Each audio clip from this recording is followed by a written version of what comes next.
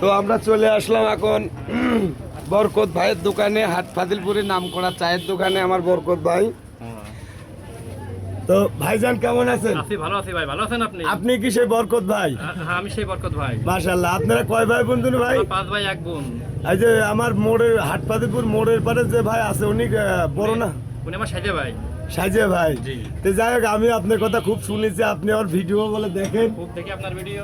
তো আপনারা আজকে আপনার হাতের চা বলে খুব ভালো। হ্যাঁ, মানুষই বলে, আমি তো আর বলতে পারিনি, বলো তো ঠিক না আমার? যাই হোক, নামের খাতায় তো নাম দেওয়া রয়েছে বরকত ভাই, তাহলে যে কোনো কাজেই তো বরকত তো এমনি হবে। আলহামদুলিল্লাহ।